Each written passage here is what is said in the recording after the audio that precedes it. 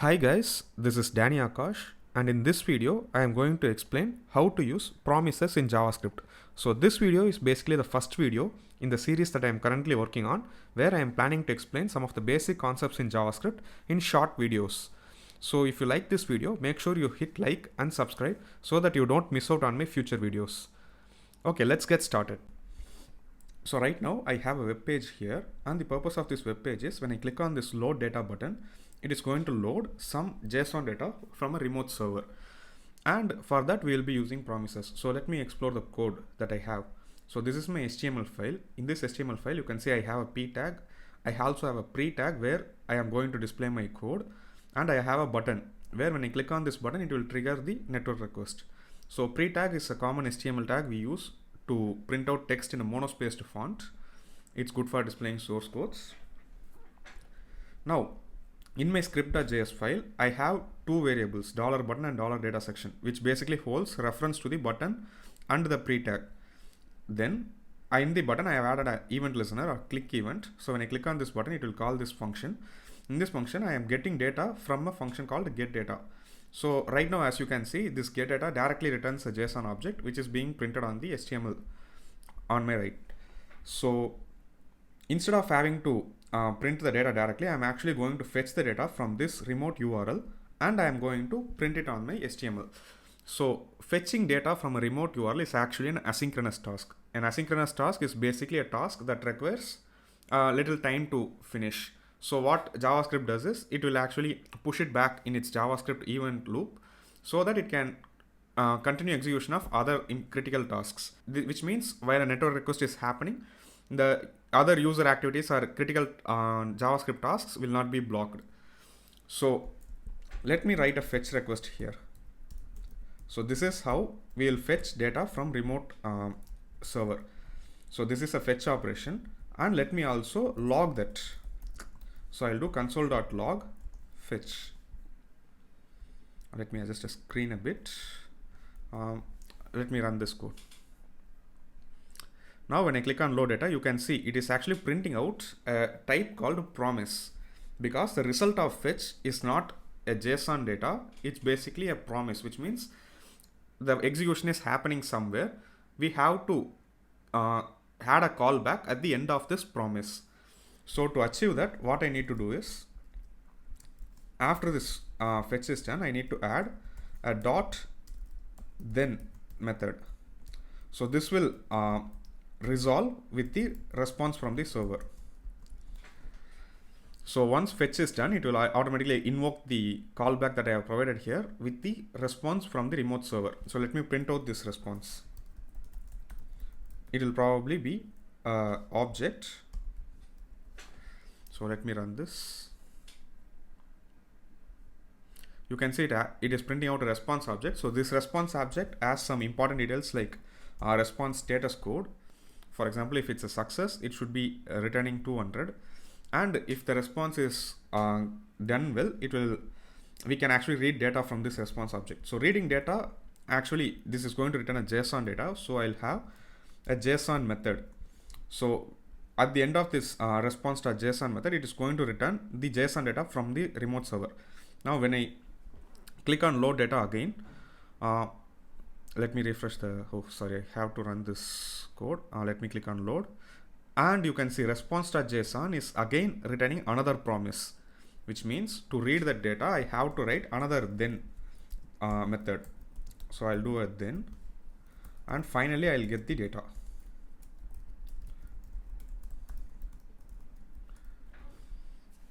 Cool. Let me run this.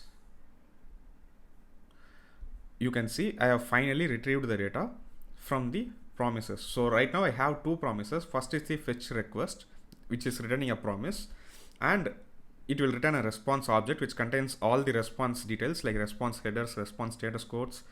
And to get the data, I have to call the response.json method, which is again another promise. So right now you can see the promises are actually forming a callback within my code. This is actually makes the code difficult to read.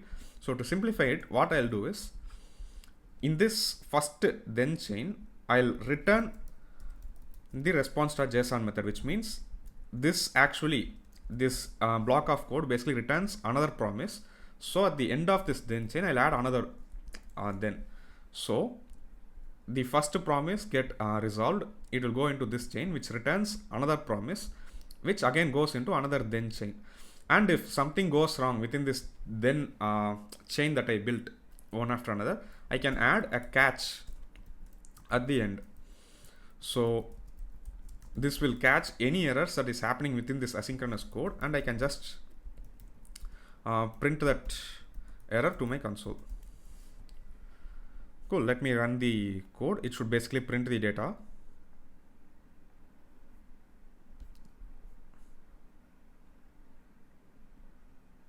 Yes, it is printing the data as expected. Cool, so I basically showed you guys what is a promise and how to consume a promise. So this is a way to consume promise. I created a promise and then I added a then and catch chain. But how can I send the data back to the function that I need? So from in this get data, I need to retrieve the promise back so that I can display the data in the HTML instead of having to print it in the console. Now this is quite complex because right now we have an asynchronous code. We can return data like this object only in a synchronous code. So return data from this asynchronous code, what I need to do is I need to create my own promise. So this get data function is actually going to return a new promise. So a promise works like this. A promise is basically contains a callback function with two arguments, resolve and reject. So at the end of the promise, if the expected outcome is successful, we call the resolve method, and if the expected outcome failed, we call the reject function. So I'll move the entire fetch code inside the new promise that I just created.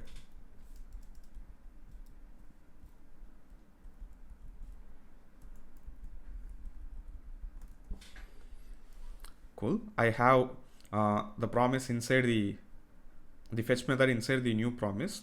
Now this is where my data actually gets retrieved. So once I get the data, it basically means my execution is successful. So instead of doing console.log data, I'll do resolve data. Likewise, if something goes wrong, I'll get the error. So I'll do reject error. Then I'll also remove this return statement. So this is how I return data from a promise. So whenever your code contains some asynchronous action, for example this fetch operation, you have to return a promise. Now here I cannot actually get the result back because I have to use then and catch chain to read this data. So what I'll do is, instead of writing the code like this, I'll do get data dot then data. You can see I have created a promise above. Now I am consuming the promise. For consuming, I am using the dot then chain. And if something goes wrong, obviously I can add a catch. It will print the error.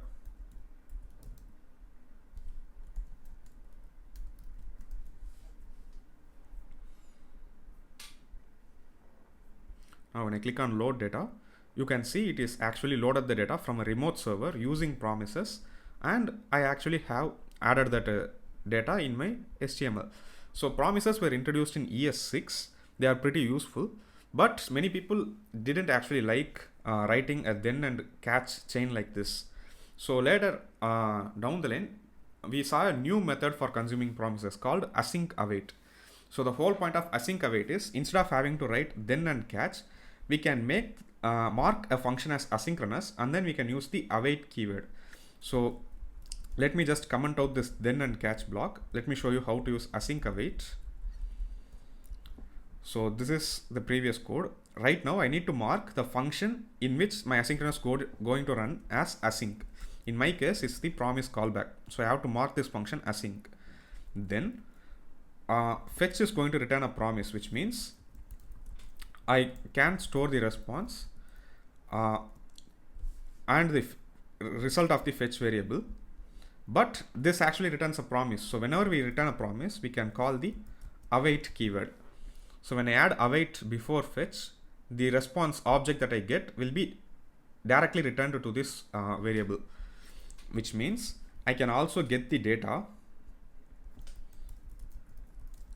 from response.json method. I just have to add the await keyword.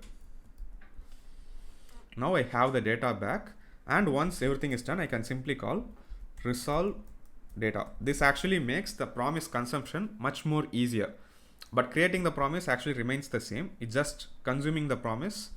The syntax got little easier, and handling errors inside this is same as handling an error in a synchronous code. We just need to add a try catch block. So I'll add a catch block, and I'll reject with the error if something goes wrong. Now, since I have the new code, I can also use async await here. So what I'll do is, let me comment this block out, and I'll mark this function as async.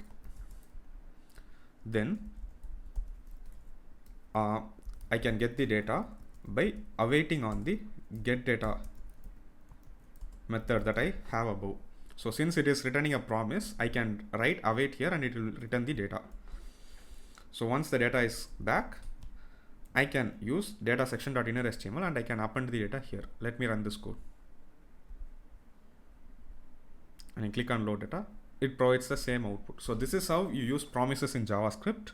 And if you like this video, hit like, and you can also subscribe to my channel. I am planning to do a lot of short videos like this.